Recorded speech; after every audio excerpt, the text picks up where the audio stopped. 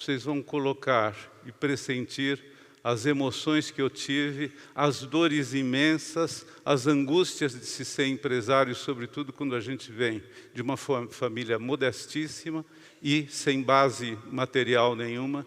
A gente tem o privilégio de fundar uma empresa que a gente sente que ela tem um potencial grande, mas esse potencial é essencialmente baseado apenas nas nossas intuições.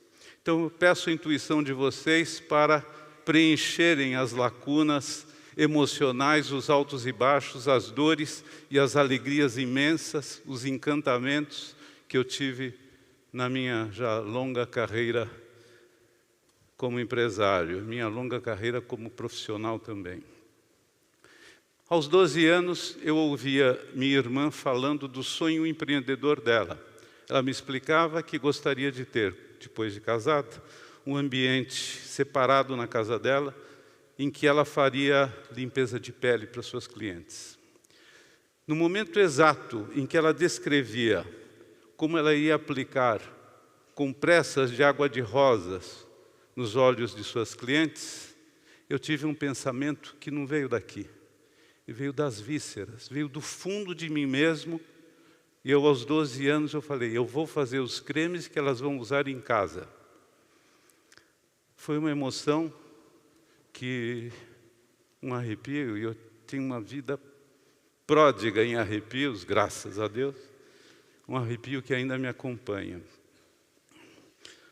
Passou o tempo, comecei a trabalhar aos 14 para 15 anos, fui ser calculista de mão de obra na indústria onde meu pai era almoxarife. E do meu pai e de minha mãe, o que eu trouxe é amor à vida, amor às pessoas. Eles me ensinaram a amar as pessoas. E o meu pai era calorosíssimo, a minha mãe era mais. Por que o papai e a mamãe estão vindo aqui? É porque eu ouvi tanto papai e a mamãe. Nunca, ao contar a minha história como empresário, eles estiveram tão presentes como nessa noite que eu confesso, eu sou emotivo, estou bastante emocionado com essas histórias lindas que nós ouvimos. Então, recebi uma proposta para trabalhar com cosméticos.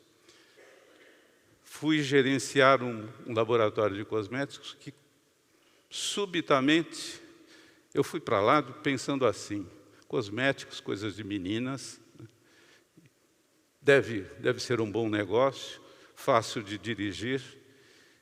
Uma das primeiras descobertas que eu fiz, pelo encantamento que eu tive, lidando com fórmulas, com compras dessas matérias-primas e no que elas se transformaram, eu descobri que o meu preconceito machista de que cosmético era coisa de menina, só me diminuía.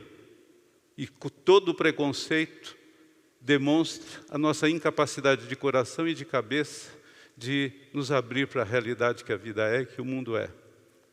Eu tinha um Volkswagen, que vocês não fazem ideia, era joia. Branquinho, lindo, era de 2 anos antes, de 67. E eu, com o meu Volkswagen, eu investi na empresa e comprei os 30% que faltavam para eu ficar meio a meio. Um Volkswagen 67 comprou 30% da Natura, que, aliás, um detalhe, ela não chamava Natura, ela passou a chamar-se Natura quando eu sugeri essa mudança contratual.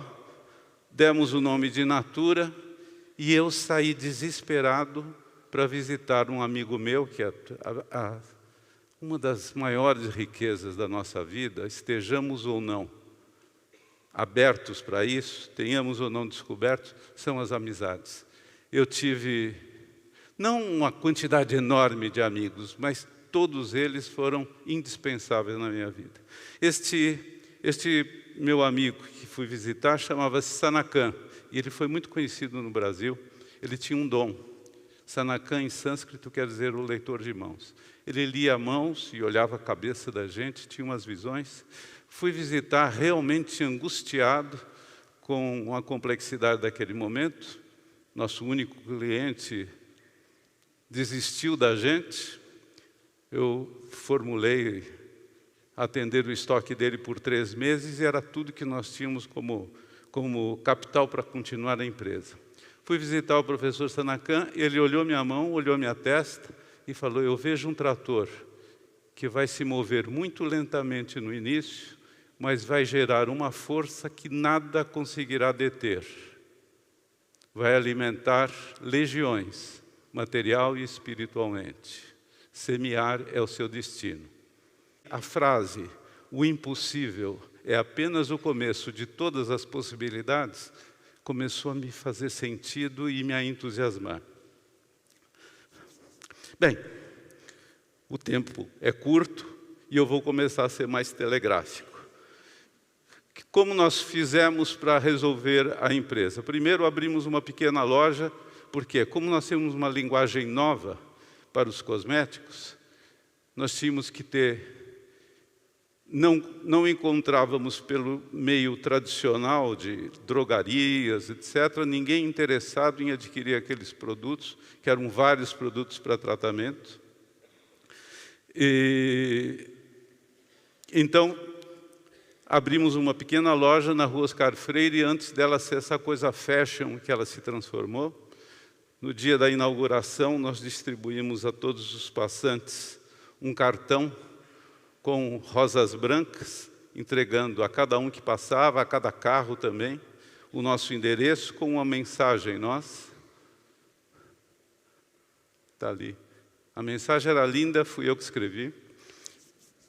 E a partir dali, nós que estávamos movidos pela paixão que eu tinha pela cosmética, e uma paixão que se consolidou quando eu, fazendo uma pesquisa de tudo que havia de linguagem a respeito da chamada indústria da beleza, eu encontrei um produto americano que era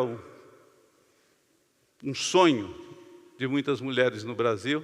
Ele chamava-se Eterna 27. Quando eu olhei para aquilo, eu falei, mas que gente inteligente, que gente sagaz, esperta e mentirosa.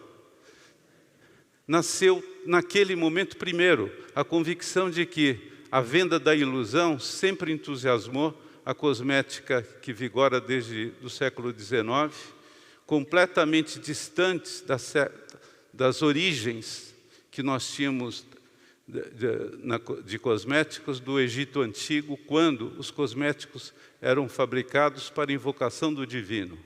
Fui para minha lojinha sem perceber que ali ia nascer a segunda paixão, absolutamente transformadora de todo o meu destino empresarial. Quando, lidando de novo com os meus preconceitos, eu falei, tinha acabado de nascer, estava nascendo em fevereiro de 70, meu quarto filho, Henrique. Eu falei, o que eu vou dizer para as crianças que eu vou dar consulta de beleza? Minha formação em economia, embora sempre psicologia tenha me atraído mais, bem, aquilo me empolgava tanto que eu fui para as consultas, lidando com a minha timidez. E quando eu me vi diante de uma cliente, eu comecei a descobrir a necessidade de fazer silêncio interno. Eu que precisava desesperadamente vender, e vender bem, porque eu era o único vendedor da empresa, eu falei, eu não vou ter essa cliente para frente se eu não procurar entender quais palavras, antes dos creminhos, que palavras ela precisa ouvir. Nesse momento me faz lembrar de uma palavra que Platão colocou um conceito extraordinário, que é fármacon. A palavra fármacon, para Platão, queria dizer tanto quanto que as palavras podem curar, mas elas podem também envenenar. Né? E as palavras é que fazem as nossas vidas. Né? As palavras que curam e as palavras que curam e que têm luz, e as palavras que intoxicam e as palavras que têm sombras. Né? Eu, fazendo esse silêncio interno, eu descobri a força, a dignidade, a beleza do humano no outro. Isso transformou a minha vida e me fez descobrir a segunda paixão fundamental da nossa empresa, que é a paixão por relações.